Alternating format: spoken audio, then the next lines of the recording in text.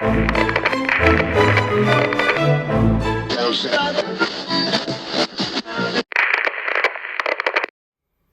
guys, welcome to the lab. We are back with some more exclusive content. This is going to be part 2 of our interview and episode with Greg from the Sneak This podcast. We kind of left off mid-sentence or mid-story with Greg. This is going to be the second half of it. I want to thank everyone who's taking the time to pre-order the first 2 hats, but we're going to let Greg tell the story and watch us build part 2, which is really exciting. It's 2 very beautiful hats that will be up for pre-order at the conclusion of this episode, and that pre-order will run until Sunday midnight, basically Monday morning. Hopefully you guys get a chance to check out this video. Greg was an awesome guest. He came ready with some awesome stories, and I really hope you guys enjoy this episode, and I'll be back at the end to recap. And so like I that's sort of like when I say I was built in the Bay Area, like I learned a lot out there, man. There's no areas like the Bay, San Francisco, Oakland, Richmond, Palo Alto. I've been shot at, I've been chased, I've done it all out there. You know what I mean? And it's like that reflection of it being here right now in Arizona, sort of like what I want to, represent with the next hat, Yeah. No, that's awesome. It's unfortunate Oakland keeps losing all their teams. I feel like just in our generation.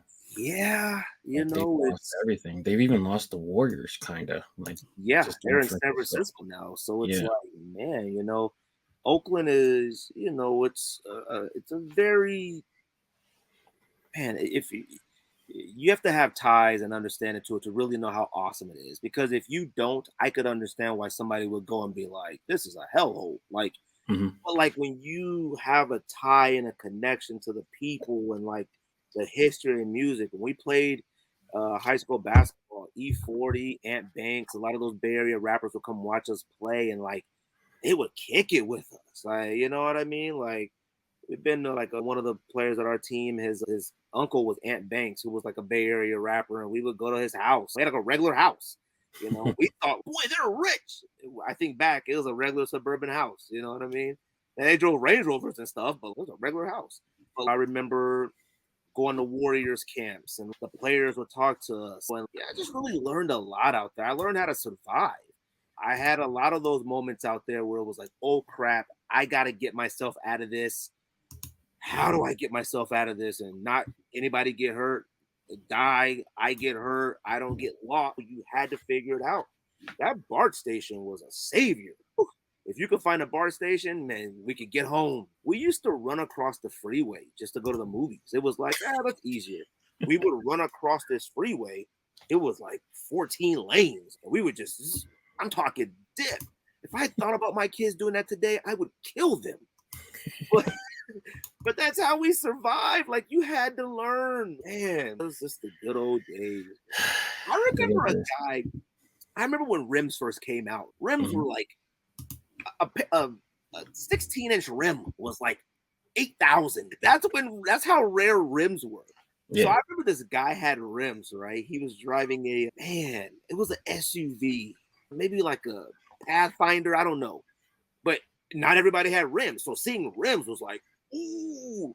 And I remember me and all my friends, we would go to my friend's church and we would go down this crazy steep hill. It's the Bay.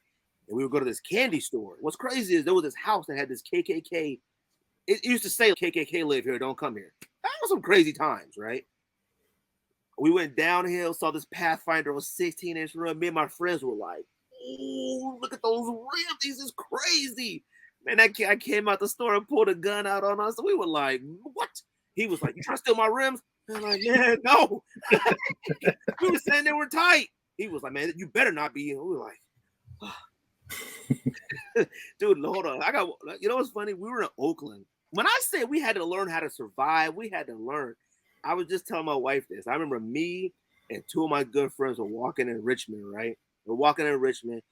And we see this dude coming towards us. So you don't think much about it. And I think I was in 7th grade, 8th grade. My friend was in 8th grade, maybe the other one's 8th, 9th. And I remember my friend had a heart monitor on, right?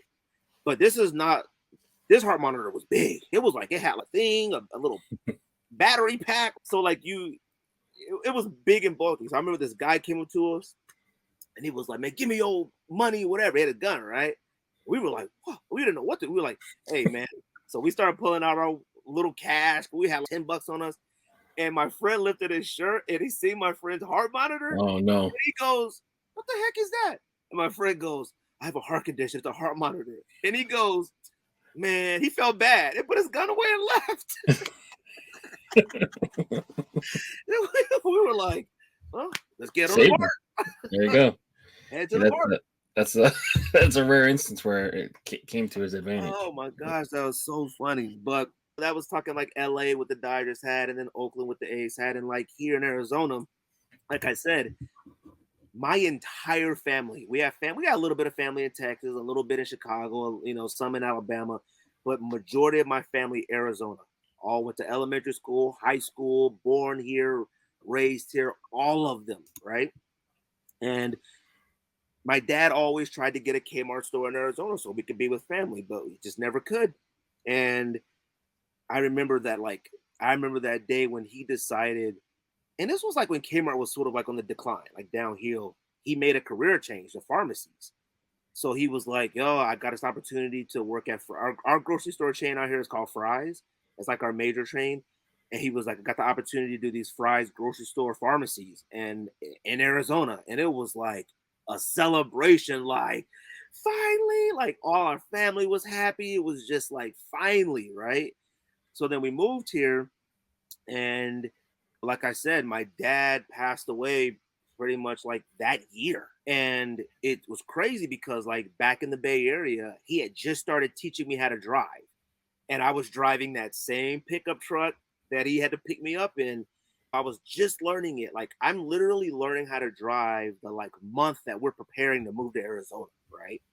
And so then we got to Arizona. We had to stay at my grandma's for a while till we could decide what city we're going to live in, because like typically we lived in the suburban areas. We stayed in like San Pablo for a little bit, but like my dad didn't want us in those areas. We stayed in the suburbs, So it was like, did we stay on the south side of the Phoenix? South Phoenix is it's considered like the black eye of Arizona. It's like the bad part. South Phoenix and the west side. That's how it's portrayed. But when you're from there and you know it, you love it. You know what I mean? Mm-hmm. But if you're not from here and you come to the south side, I can see why you'd be like, let's get out of here. Yeah. I'm a realist. So then he had continued to teach me how to drive. I had just got my driver's license, and then he had a heart attack, right? Heart attack, was in a coma. This was January during my birthday. It sucked, right? And then, he finally passed away, never woke up out of the coma. And like, I had just got my license, but I had never driven yet. And now I was responsible for my little brother to get him to school, get myself to basketball. And I'm like, oh my God, I'm now driving his truck. And mom was going through her stuff, but my mom's a soldier, a trooper. Like, I never seen my mom cry during that time. You know what I mean? Never. At the funeral, she did. But I remember being in bed and I could hear her in her room crying. It used to kill me, right? Yeah. And nobody ever worried about me and the family. They knew Greg was solid. Greg could take care of himself. Greg wasn't going to get in no trouble. Greg was going to have good grades. I was essentially that. I had my uncle to follow. My uncle was 1 year older than me. He was the same way. We stayed in the path. If he would have joined the gang, I would have joined the gang too. I'm not going to lie to you. Like, that's just what it was. If he went to this college, I went to this college. He went to this other college, I went. I followed his path, and it just grew and grew, went to college and met my wife, and, it's just crazy. And, my best friend at the time was dating my wife, but, I wanted her more, so I had to take her. So I did everything in my power to get her from my best friend. Not the most solid thing to do to your best friend at the time, but I knew she was going to be my wife. And our very first date was at the Diamondbacks game. I had never been to a D-backs game yet, and she worked for a credit union, and they had free tickets. Now, we were friends. We were just friends. But to me, this was okay. This is where I'm gonna, I gotta show her. I gotta lay it on a little thick. How you do. Little chit chat. And she had a son at the time. Oh, has a son. Is my stepson now. He was 2 years old at the time. Now he's 24. Trying to get him out of the house. But that was like what I remember. And I used to be fascinated by the Diamondbacks' original colors, right? Yeah. Because I was a huge, in fourth grade, Larry Johnson of the Hornets. I used to love those Hornets colors and whatnot.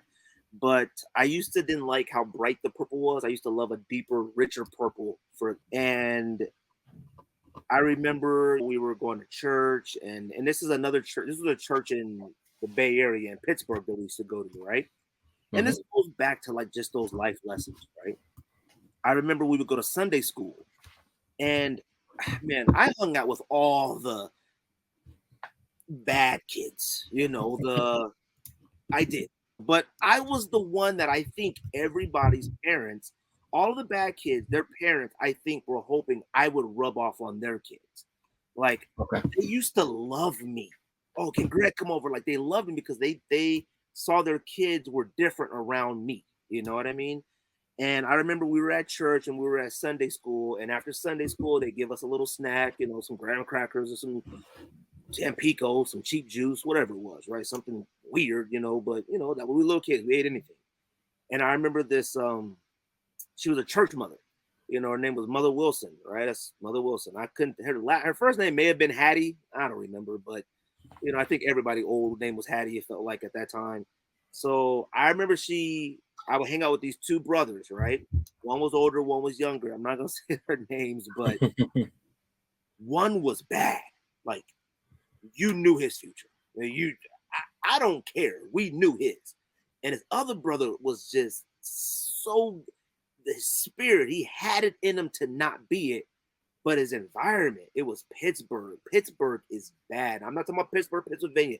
There's a Pittsburgh, California that is no joke, okay? Like when I played freshman basketball in Pittsburgh, typically when you would play sports, if you would play freshman, you would stay and watch JV play and watch varsity play. No. As soon as the game was over, you left. You had to go. Mm-hmm. I remember I was wearing Iverson's questions. And I was just fascinated with the crossover. Man, I remember I crossed this kid over in Pittsburgh. I mean, the crowd lost their mind. He was like, oh, yeah, we're going to see you later. Gotta go. Load the bus up. We got to go because I'm not waiting for him, right? Anyway, so we in Pittsburgh. We had Sunday school. I remember Mother Wilson pulled me to the side and she goes, I'm not going to say their names, but she said, do not let them dim your light. She said, do you know what the color purple means? And I said, no, it's royalty. That's why I sent you that crown with the deep purple. She said that purple is royalty. She says, I see something in you that you may not be able to see. She said, but do not let, and she said them, particularly them. She said, do not let those two dim your light. And I was like, okay. I'm a little kid like, thank you, Mother Wilson. Can I have a graham cracker? Like, whatever. And it takes a while for those things to really resonate when you get older, and coming to Arizona, getting my wife, at the time, getting her to be my girlfriend. I had to betray a friend and, we may be enemies now. I don't know. It was such a weird time, but I was like, I feel like I have to do something special. So I always wanted to do a hat in deep, like the deepest purple that you could get. And I wanted the visor to be that purple as well. The crown and the visor to match. I wanted it to be like, because I was like, I like the Diamondback purple, but that's too light for me. I'm talking like, I was trying to think of an example, So like, I don't want it to look like navy or dark. So maybe that. New Orchard. Yeah, see, I like how deep it is, but does that look purple though? Yeah, it does. So okay, this is the fabric version of it. Okay, so it's that deep orchard. Do you remember like the old Rockies where they used to have a deeper purple, like that kind of purple? Oh, okay, that's perfect. That's perfect. So that one for the crown and the visor, and being out here I had never. Besides the Lakers, I had watched, but I was young them winning championships. I watched the Bulls, and I have watched, but I had never been in a city when the team won the championship. Okay. When I lived in Oregon, the Blazers never won it. They lost to the Bulls. When I lived in California, I watched Lakers and stuff like that. But my Lakers, yeah, I was there for that. But I was now in Arizona, and Arizona was an expansion team when they first started. And then, like, they got better. And that year with Randy Johnson and Luis Gonzalez, and it was just chilling. It was against the Yankees, you know. Craig Counsell, like, oh, man. And I was like, I just remember how excited the city was, right? And, you know, like I said, what I consider my first date with my wife was there, you know. And I talk about, like I said, my dad passed away young. He was 42. No, he was 46, I think. 43? I don't remember. It was a long time ago. Way too young. I think I just graduated high school. You know, it was like, oh, man, it was just crazy. Like, because I'm like, all right, I got to be the man of the house now. And I did. I was able to graduate, go to community college, graduate, go to ASU, university, graduate. And, you know, I followed the steps of my uncle, you know, and after that, got my career. I went to DC and worked for a while. I was going to be a lobbyist on Capitol Hill. I thought I was going to be in politics. I did all these things in my life that I never thought I would be able to do. I got married, I got kids. He didn't get to see his grandkids, you know what I mean? And I just felt accomplished. But I remember when I had bought my house, right? And I remember I was working late like that. And for whatever reason, I worked late at that time. And I remember driving west. I live west of Phoenix. And I remember the sunset. And I think I sent you a picture of that sunset. And it was like a special sunset because it felt like my dad was like there on that drive. I don't know how to explain it. And I'm going to my first house, my house, like I bought for me and my wife and I'm like this, wow. Like I think back to those stories. Like, I mean, I got tons of stories I didn't tell you, but like all those stories of instances where I could have died. I could have been in prison. I could have done something, but now look at me in a vehicle that I own, headed to home to my beautiful wife, headed home to my stepson, and to my house. I wasn't renting, wasn't an apartment, nothing against anything like that for anybody. This was my first house that I bought with my career, my money. And I was able to do that with the lessons that my dad taught me in life. I stayed on the path. I knew what I wanted. I could have easily veered. I got tons of people who their palm tree, their cactus, it started straight and then they branched off into things. And it came really hard to get back to the base. You know what I mean? Mm-hmm.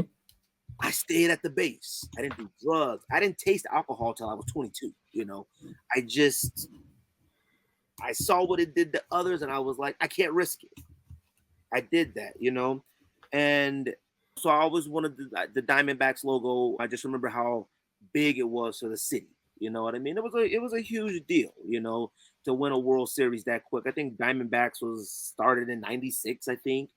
I think that was it wasn't long. It wasn't long. It wasn't long. And you know, they haven't got one since, you know. They're on the up, you know, but you know, it's one of those things that it's not easy to win a World Series that quick. You know, it's like the Knights, you know, going as many Stanley Cups as they had. It's like, what the heck? You know? And then going and beat the Yankees. But you're not just playing anybody. You're playing against Mariano. Oh my God. Yeah. Like, come on. So I was like, you know what? I wanted to represent that royalty. I wanted to represent that accomplishment. So I wanted to see if I could change that D-backs logo to just metallic gold. You know, yeah. We could do that. I don't want it to look like a big blob, but the gold on the deep royal purple, it just makes me feel like I accomplished something. Like I am, and I want everybody to feel this way. And I hope people feel this way about themselves. That's why for our podcast, I always say we're the best sneaker podcast, period. Whether it's true or not, I don't care. That's how I feel. Mm-hmm. That's how you should feel about this. Everybody, what they do should feel like I'm the best. I may not be statistically, it may not, who knows? But to me, with everything I put into the podcast, everything I put into my family, everything I put into my kids, everything I put into my life, I feel like I am the absolute best. People talk to me, I say I'm the best dad of all time. I hope you feel the same way about yourself. I'm the greatest husband of all time. I don't care. That's how I feel. That royal purple, that gold, I like that. Yeah, that gold, the metallic gold, I like that. Like, the Diamondbacks hat to me represents that. It represents that for me and my life. The best. Now, the Diamondbacks the best? No, but Arizona, man, I got everything here. California taught me like that decision making. I could see those people, like those Crips, those Bloods that would talk to us. Some of them were friends, some of them weren't. They would be like, I made that decision at a young age. No thanks. And then went to Oakland, was a little bit more responsible, had a little bit more freedom, became more of that sneaky, made those. I got no, okay, Greg, nah. Fortunate to get out of situations. I got to make something of myself. Finished high school, 2 colleges. I got my degrees. I started my career. I've only had one job outside of my career. That's how fortunate I've been. And I worked that for about 6 months until my job that I work now currently said, Greg, we got to open it. Come interview. Been there ever since. Awesome. Coming up on 16 years. You know what I mean? So that's rare. It's rare. I refuse to leave and go anywhere else. My wife is a realtor and we work really hard. So I've always liked that Diamondbacks A. I'm not a fan of the Diamondback Snakehead or any of the other ones. The DB that turned into a snake was always cool, but the A was that one, Okay. The A was on, I believe, the sleeveless jersey that they wore. Yeah, with the pinstripes. Yeah. They're wearing that this year. I know. I love it. Yeah. I mean, it's all cyclical because like I'm a Raptors fan. So at the time, goofy Raptor, red Raptor logo, everyone thought it was goofy, but like now looking back, it's like people that's really fire. Yeah, people want it back now. So yeah.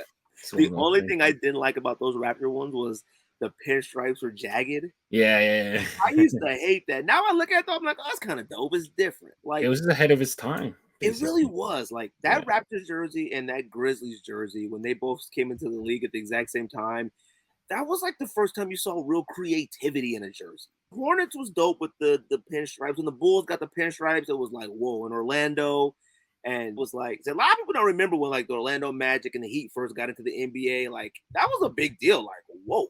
And it was crazy because it was, why did Florida get 2 teams at once? Miami got one, then Orlando got one. I remember Charlotte was an expansion team, and it was crazy. And it was like Larry Johnson was my favorite basketball player. He played for UNLV. That's where I always wanted to go to college. And that was like the few teams that had some creativity in the local. The Lakers was the Celtics was It was green. It was gold, purple. The Spurs was black and like no team. The Blazers was like black, white. It was Rockets at the time was orange and yellow. Anyways, but like I said, that World Series, the World Series patch, like I said, I just remember how special it was to the city of Arizona. And I was glad to be here and be a part of it. You know what I mean? That was my very first baseball World Series anywhere I lived. You know what I mean? And it's probably the best D-backs patch anyway. They got that really big, tall one with the inaugural. You don't like it? It's okay. It's just I think I've seen so many variations of colors in it. Like I saw one the other day. It was black and red, and I was like, nah. Oh. But this people hit you. People hit you with the paws on that because the snake's got the ball in his mouth. So yeah. You can't make too many paws hats. Yeah, I can't have that too many. So, but for this one, I want some gold in it, but I don't want it to look perforated. Like, I'm probably open to anything that you may suggest. All right. So the easy thing to do is to convert the yellow to gold, so it won't look too different. Okay. So we'll do that as a first step. And then we could start subbing out stuff. So the purple we can use either as the outline or we can make the outlines black and then use the purple in the ring here. Let's use the purple in the ring and make the outline black. Yeah. So Let's like try that. That's like an easy. Hold on, I'm gonna make it black first. That's like an easy thing because you're so used to seeing the blocking. Yeah. The way it is. And then the green can be something else. And then the purple would be here. And then the green, because they use this like kind of like teal. Yeah. They also have copper, so you can use the green as the copper if you like. Let's try the copper with it. Okay. So in the mock-up, it may appear to look really similar. Just know that when you get it in hand, it's going to look completely different. Copper to gold, I mean.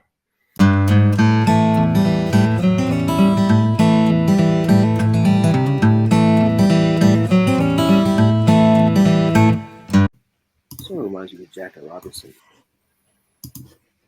Oh man, people are spamming the hell out of Jackie Robinson right now. Really? Yeah, it's unfortunate. Before, as a fan, you could never get enough of it. Right. But I think once stores figured out, like, oh, like we could just put it on and not have any thought behind it. Right. It just ruined it. But like, it's unfortunate, right? Like even like the Jackie Robinson dunks, like they just didn't make enough. Like I don't understand.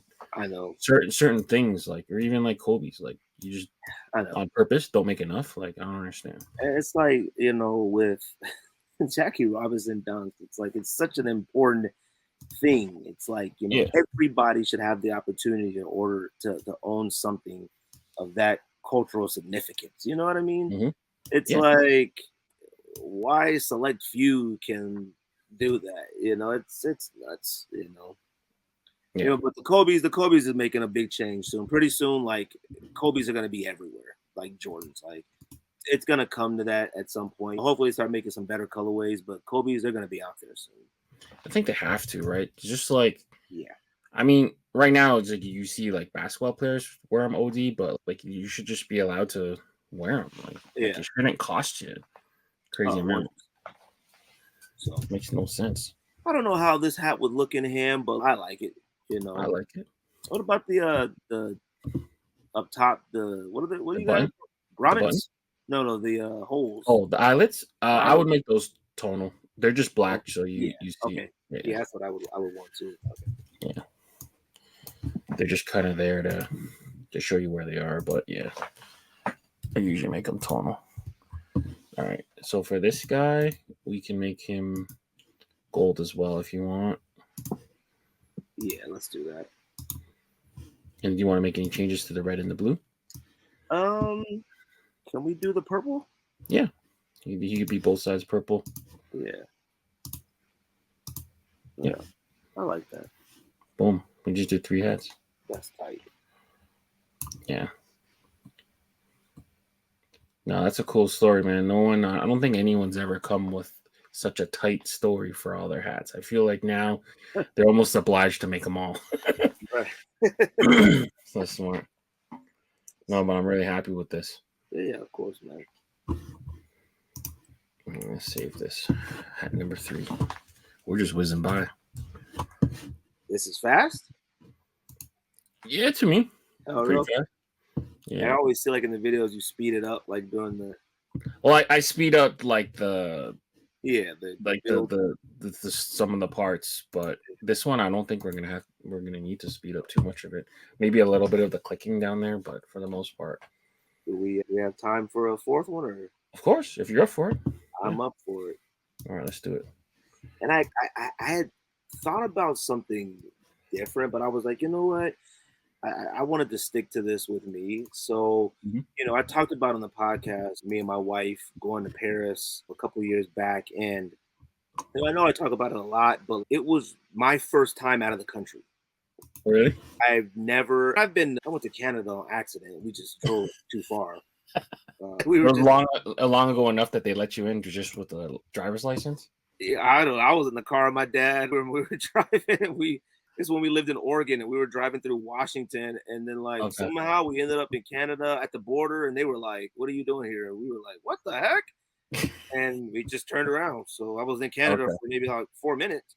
Oh, okay, all right, that don't count. Yeah, then I went to Rocky Point, but in Mexico with my wife and her family. But like, this is Arizona. It's almost like Mexico here. So Yeah, that yeah. wasn't no different. So going to Paris was like, we went to Paris and we went to London and stuff. And it's that, even though my life and everything is still going, we're still building and whatnot, but that was like a really whoa moment for me. You know what I mean? And it's because, like I said, when you finally get somewhere in your life and you accomplish things and you like, when I was in high school, right, I used to always have these moments where I'd be sitting at my desk and I would like look at my hands and I'd be like, what the, like, it was like this outer body thing, it was where it was like, this is what the, like, man, we're humans. Like, and I used to look across the classroom at people and look and be like, man, we're all different people. Like, this is crazy. Some are white, black, Mexican, Asian, short, tall, skinny, fat. Like, it was like, and I would just look at my hands like, man, like, even to this day, like, I'll be driving and like, this is crazy. Like, I don't know why that happens to me. I think it happens to everyone every once in a while. I've definitely had feelings like that. Yeah, you start thinking about like how stuff connects and you just start thinking, like, yeah, universally. You're just like, yeah. boy, like the moon. Like, it just Mm-hmm. it's so weird. So when we were in Paris, that was my first vacation ever where I really disconnected from everything.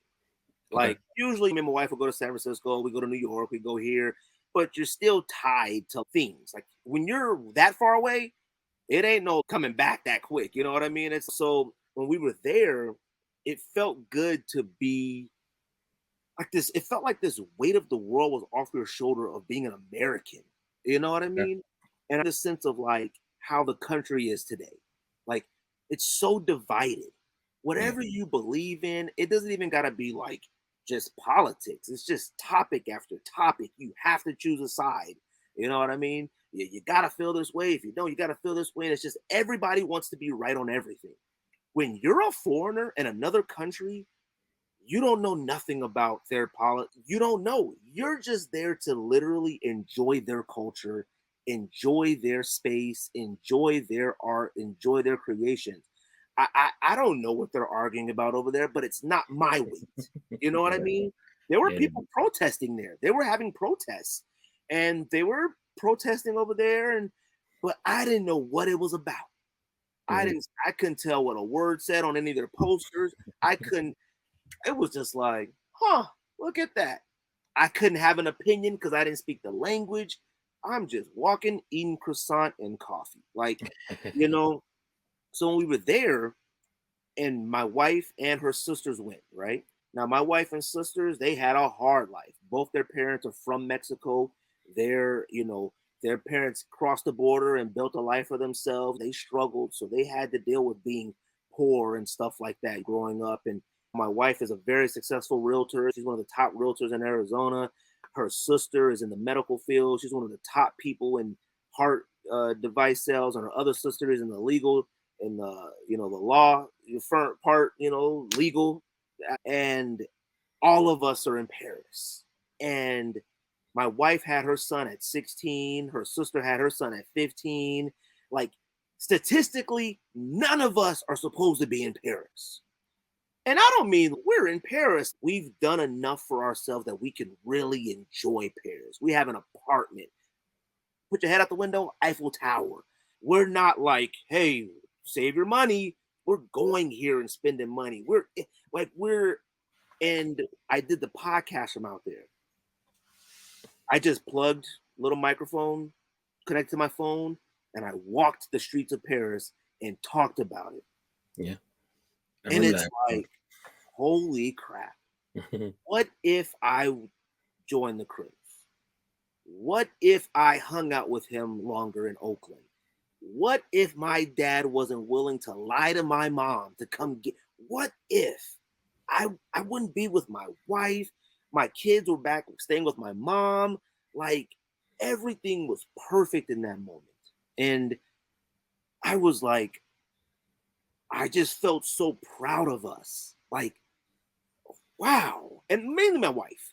My wife makes those decisions. Hey, we're gonna go to Paris this year, and I'm like, if you say so. She makes it happen. We're going this date, book this. If it was up to me, I'd have sneakers, a bunch of In and Out, and Sour Patch Kids. Like, people always ask me about my look.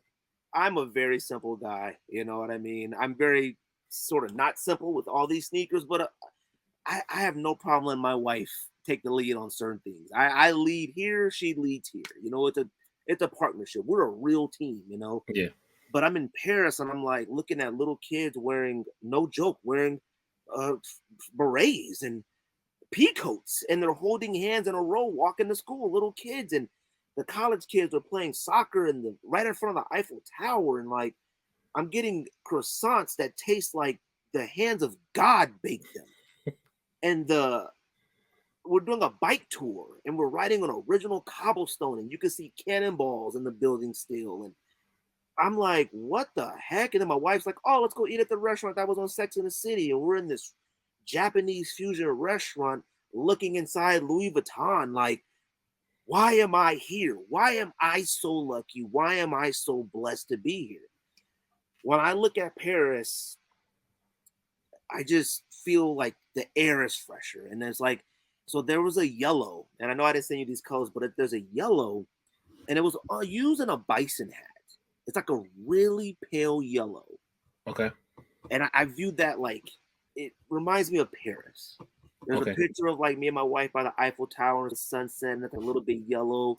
And there's like another picture with like me and her in this alleyway. And I just see tints of yellow there. Like, I just like the way that looks. So for the crown, I've always wanted to use a light yellow that to me represents like Paris.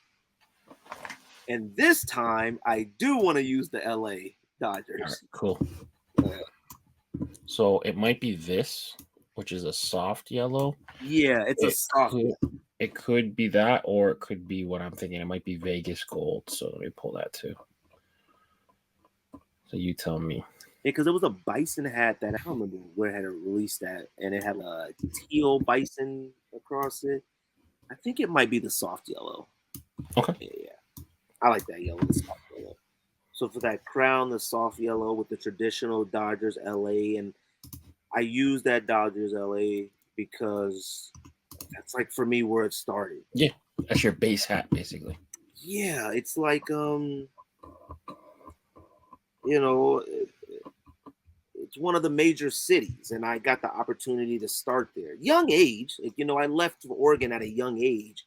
But like, I was in the thick of it there. Like, we were in Inglewood, you know, like, you know, we hung out in Compton and Crenshaw. We did all of that. And I wanted to build a visor. I wanted to be Dodger blue as well. Okay, that's easy.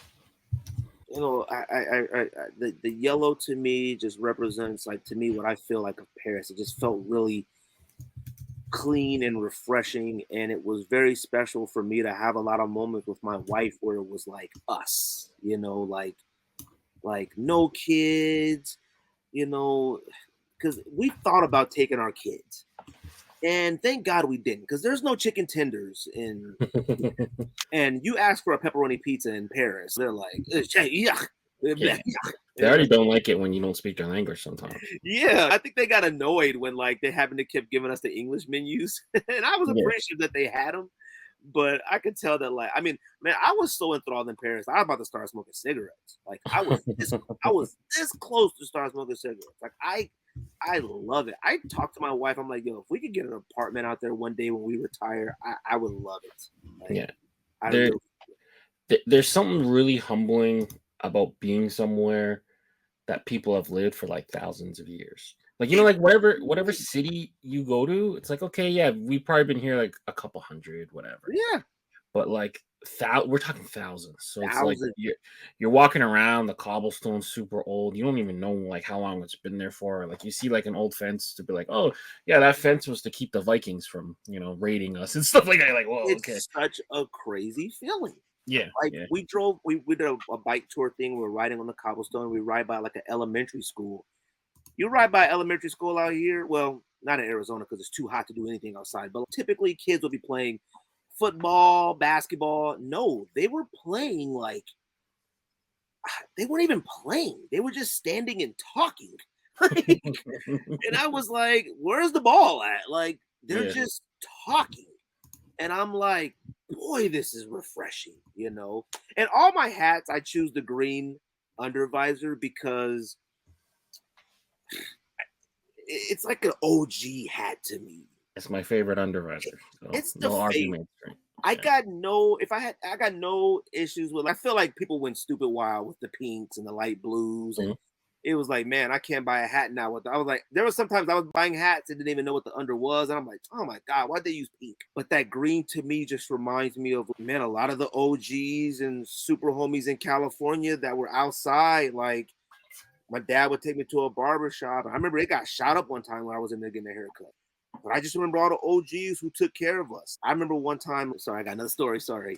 I remember one time, like, we were in LA and we had to go do a wedding. I was a ring bearer in a lot of weddings in California. And I remember my dad was like, a dad moment. Let me show you how to pump gas, right? And there was always some cats hanging out. You didn't know if they were bad or not. It was LA. Everybody had a look. And I remember I was pumping gas. He was showing me how to pump gas in a car. So it's like father and son. So you put it in the thing and you hold the trigger. And I'm like, wow, like I feel like a grown-up, Dad. And I'm pumping the gas. And I pulled it out while still holding the trigger. Oh, shit. Yeah. Gas. We were soaked. Spraying everywhere, right? And we were just, I couldn't see. It was in my eyes. It was on our face. We were just like this.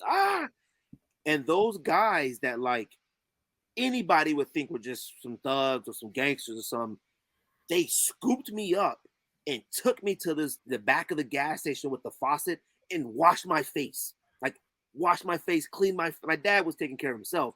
They cleaned my face, got the gas on my face. These probably actual gangsters. And I remember when I could finally see and they're throwing, and I'm like little and I'm looking up, I can see the green under their hat. I remember a lot of things, man. Yeah. Like, the sun was shining, but my eyes are burning, and I just remember all of them they were wearing White Sox hats. One of my favorite hats is a pinstripe White Sox hat that Tupac was wearing, and I think Menace to Society. That's one of my favorite hats of all time. It's a snapback, and on the back of it had the White Sox. Yes, I have that hat. I love it. Yep. They were wearing some White Sox hats, and all this was. They were probably gang affiliated somehow. White Sox hats in LA. Typically, it meant you sold crack, but that wasn't until the 2000s. But anyways, but I remember that. So I said, "Oh, green under visors for me forever." Like, I love them. Anytime I could buy a hat with a green under visor, that's my go-to. I went to go buy a Dodgers hat the other day, and they were all black or something, and I was like, and this was at Lids, and no offense, Lids isn't my favorite place. Yeah. It's okay, you know. It's a fan shop.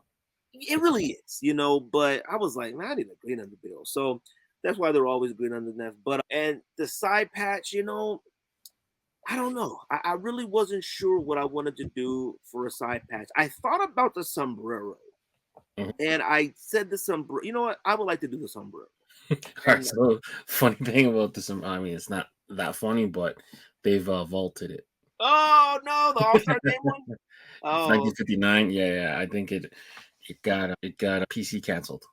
Well, so, why do they vault certain ones? So I think that one. I'm guessing. I'm not sure. If I were to guess, someone probably screams culture appropriation in some fashion. Well, and, you know, I love that patch. Then I'll use the World Series one. So I told you I want to use the World Series. I'll use the World Series one. You know, 2020. Yeah, that was, and I'll talk about that too. Because before the Paris one, I thought maybe I'll make something that represents the podcast, but no, I wanted to stick with the theme of from the beginning to where I am right now. And the World Series one was special because they won the World Series on my dad's birthday. Okay. So me and George are doing the podcast, and we're doing it. And George is the biggest Dodgers fan on the planet. I've seen George. When it comes to the Raiders and Dodgers, George has broken MacBooks, slammed them on the ground. Watching sports with George is no joke. The greatest experience of your life. Like, it is insane watching sports with George. But me and George were doing the podcast, and like, the game was still sort of going on. And like by the time we got home, the Dodgers had won the World Series. And I didn't say anything on the pod about it being my dad's birthday. It was October 27th, and I was like, holy cow. Like the Dodgers, I've never seen the Dodgers win the World Series. As long as I live, I've never seen it. The Gibson, that was young. Actually, I don't even know if I was alive when Gibson. What year was that? 81, I believe. 81. I wasn't even alive yet. But that was a big thing around the bases. That was a big thing. I was alive. George was able to see it. I wasn't. George was born in 78, I think. So he was still young then too. But this was my first Dodgers World Series, and it happened on October 27th, which was my dad's birthday. And it was just very symbolic for me. And I'm in Paris because of him. You know what I mean? He taught me that stuff. That's why, like, I always, like, with my kids and with anybody else's kids, I try to give them lessons that they can take and carry. When we were younger, I didn't have a phone. I didn't have a lot of these things that distract me. All I had was TV. But like, you didn't look if when you missed a show on TV back then, you missed it. There was no DVR. It was nothing. If you missed the episode of The Simpsons, and then you go to school, and everybody's like, "Oh, did you watch The Simpsons last night?" If you missed it, then you felt like a lame. Like, no, I didn't. Or you'd have to lie. Oh, yeah. That was when Bart said, "Eat my shorts." Like, you just make up anything, right? But it was like everything sort of coming together with the Dodgers and my dad, and it's like that perfect mix of everything for us. You know what I mean? And I was just so happy that happened then. And I was happy for George. I was happy for the city. And it was just special for me. So I think I would like to leave that one, the traditional colors of the from the hat. I think the blue and all that sort of goes good together. And it was outlined in gold, I think. Yep, metallic gold. So, so all this like yellow is going to be metallic gold, basically. Yeah, like I think I like that contrast to that. Yeah, and then the blue, the actual blue is like a little oops. It's a little bit darker than how it comes here, but yeah, we'll see it in the final product. Okay. Well, yeah, but I had wanted to use a sombrero because my wife is Mexican and her sisters, and I thought so. Hearing that you said you made the reason why, maybe why they put it in the vault. They don't say it sometimes. They just. I mean, I'll do my best to try to request it, but I already know. Like, we haven't seen. Like, Hat Club will drop some random ones, but that's because they put them in production before they ban them. So anything cultural is just been obliterated. Like, I always figured that it wasn't like a favorite of many people. It kind of looked a little funky sometimes. Like. It's the shape of it. I'm a big, when it comes to the side patches, I'm more a fan of the shape of it. You like the big ones. I do. Like, I like the Subway. I like the Subway series, Yankee ones. That was 99s. Yeah, that was a big heavy rotation one. Like in that, the beginning when we first started really paying attention to hat culture. And the 99, the Boston one, I love it. To me, I feel like if you're going to go all out with a side patch, them the ones, to me. Yeah. But the World Series one, for the Dodgers, I always like the size of that one. I have a few hats with it on there, and that was good. The sombrero one, I used to like how big it was, but the shape of it was crazy. Like, it's so a lot of the old patches were really pins. So they never wore these patches anywhere. These were all like press pins. And that was an ID for the journalists and stuff to get to the places. So people started collecting press pins, and it became like a frenzy. But then eventually it became like side patch uniform or a man or whatever. But that's why you see a lot of them. They're just old. Like there's not much to them. It's because they were just enamel pin designs. And then even the older ones, when you would win the World Series, then the logo wouldn't come out till the next year. So you'd use the old one. So that's why some of the old World Series patches have like teams on them and stuff. Okay. It's because the thing didn't come out till the year after. I'm learning stuff. Yeah. How do you want to do the battering here? I think I like to leave it traditional. Okay, I'm cool with that. This is a beautiful hat. Yeah, I think I like to leave it that way. I left the button white because that's normally a Dodger thing. We don't have to do that. But I leave it white. Okay, cool. Yeah. So this is the Paris. Yeah, I remember when you went, it was like a big deal because you never really took much time off. So it was like a thing like, hey, is he gonna take time off or are we not gonna get the show? And then you did the solo shows, which was really cool. Yeah, I was like, I felt like I had to, you know what I mean? And I felt like I had to do it there because I didn't want to lose that feeling coming back. It would have just had become a story. But what was crazy was like there were people that like actually commented and sent me messages and were saying like, bro, you think you're tight now because you went to Paris or you're bragging. I'm like, and I said, I wasn't bragging. I was more of just appreciative of where I come from. And I want that for everybody.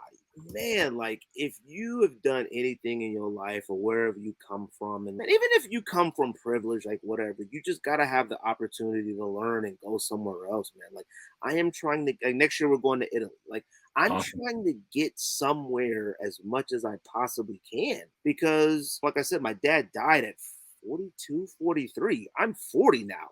I'm like, uh-oh, like I'm already paranoid about that. You know what I mean? So it's like I feel like I've accomplished so much that he hasn't seen, and I feel like I've accomplished so much that like others haven't. You know that I grew up with. I went to, dang it, how many schools? I think I went to 11, 12, maybe 13 schools because we did a lot of moving, and some schools it was like 1 year here, then we moved different houses. Like I don't have any communication with any of them. I'm talking best friends, people I grew up, zero. I just started reconnect. Shout out to Damian Bledsoe. Like he's a rapper out in the Bay Area. He's a real estate agent as well. Me and him talk through DM, through IG, and he watches the podcast and I listen to his music. And that's the only person from out of my entire life, from LA, from Oregon, from the Bay Area that I talk to. One. And I've had hundreds of friends. One. And honestly, some could be dead, some could be in prison, some could be filthy rich. I wouldn't have any idea. I seen one as a stand-up comedian, and I said, "Oh, good, I remember him. He was young, but good. Yeah. You know, he's doing something. You know what I mean?" So I'm very appreciative of myself. And man, this platform is dope, man. Like this is awesome. Like I'm glad you liked it, man. I think this is one of the coolest ideas ever. I'm not even joking. To be able to like I said, man, I thought when we started the podcast, like, what's the first thing you always think? Maybe Nike will send us a pair of sneakers. Maybe nothing. Talk to plenty of people, but nothing has happened. Even like I said, Hat Club. Hat Club is Arizona. And but for you to give me this opportunity to do this, I am truly appreciative of that. Yeah, don't feel too bad about Hat Club. Even for us to be in hat culture, I think I've only gotten like 2 free hats from them ever. Really? Yeah. I don't even need a free hat. I don't even know when they have events here. Well, at least like hey, we got an event going on, pull up. They had not All-Star weekend when they had a Super Bowl.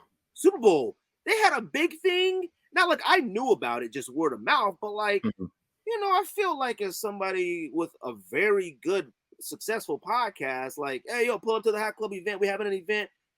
Nothing. And I'm like, all right, man. It's talked about a lot. I mean, we don't have to get too much into it on air, but it's they know, or they know what the target is, and a lot of it is like the younger crowd, the TikTokers, and like that. So you know, like I said, it's not I buy Hat Club, I love Hat Club. There's nothing going on from them. It's just one of them things that like, but this right here, this is awesome, and you giving me that opportunity, and I thank you for it. So no, you have been high on my list. Your show has been something I've always wanted to do. I've always wanted to save it so I can get in studio and just kick it with you guys. And yeah, and even just like the peripheral people that are involved in your show, like Andy and Rico, I follow them, and I just feel like I know you guys because just by watching the show. So I mean, and that's how we always want people to feel. Like, you know, me and you've only had communication through DMs, and I got no problem talking free to you. Like to me, we homies now. Like, for sure. Like, and I feel like with the podcast, that how everybody feel like, and people tell me that they say like, man, when I listen to you guys, watch you guys, it feels like I'm talking to like my cousins, like I'm hanging out with the homies. And I'm like, good. You know what I mean? Sometimes it rubs the wrong way. Some people love it, you know, but that's how we do it. And I'm glad it's made its mark in sneaker culture, you know? Yeah, for sure. Yeah, even even in hat culture, I think there was some crossover. Like you had mentioned, J Tips being on your show, Pierre Yeah, being on your show, Justin being on your show, yeah. T Mark. I think T Mark did it too, right? No, No, he hasn't. no. Okay. I don't think he likes me. I don't know He, why. I, I don't think he doesn't like you. Well, I don't know. I'm not going to speak for him, but he comes across as emotionless, but he's Uh, not bad once you no, I feel like me and him got into it one time on social media, but really. I could be making that up. I don't know. Okay. I've gotten into it with so many people on social media. I can't Yeah, keep. it's just So who knows? T Mark does the he's what I remember him for. I mean, I know he's like a crazy collector or whatever, but like I just remember his lives, and he just go on live and be like, "You ain't got this, you don't got this though," and he'll just go over his like many like fucking and honestly, they're fucking sick shoes. Like he's Right. got his connections, and he works his ways or his angles to get what he gets, and fuck, Oh yeah, all man. power to him, man. Fuck it, Yeah. right? Shout out to him, man. Shout out to Yeah, him. yeah. But yeah, his you ain't got this though. You ain't got this one. I was like, fuck, man. I really don't got that one. But Right. yeah. That's funny. But yeah, man, thank you so much for kicking it to me, kicking it with me. I mean, it's been a couple hours. It flew by. Oh yeah. But yeah, like, you have anything to promote? Any upcoming projects? As you know, just the podcast, trying to keep it going as long as possible. Like I said, we're on 340 episodes, and it's not an easy task. I got a lot No. going on in my life right now. George has got a lot going on in his life. He's heavy into sports cards right now, and he started his own business with sports cards. And my son is in club soccer, and I'm trying to like really keep him in that to keep push him so he could get Yeah. to college and be whatever he wants to be.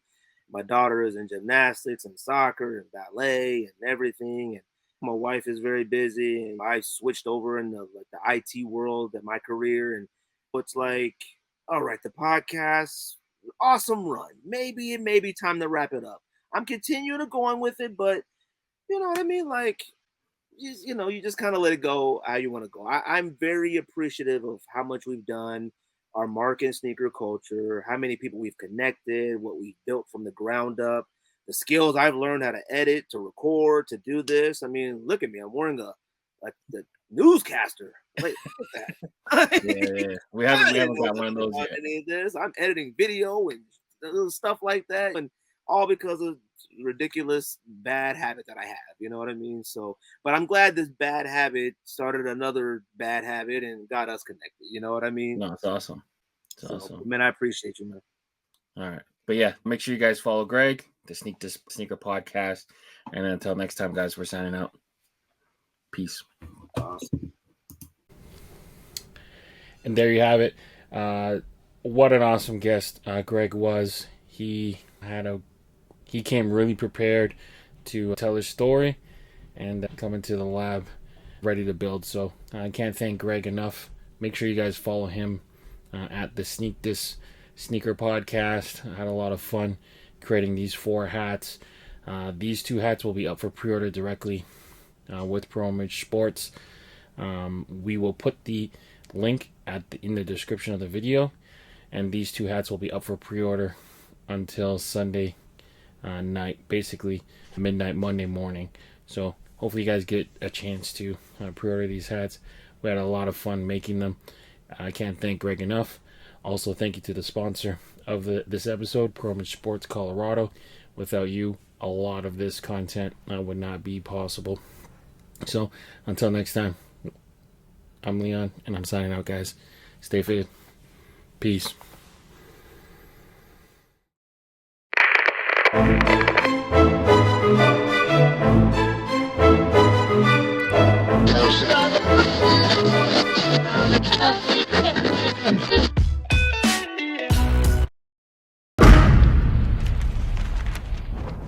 Brought to you by VFTV.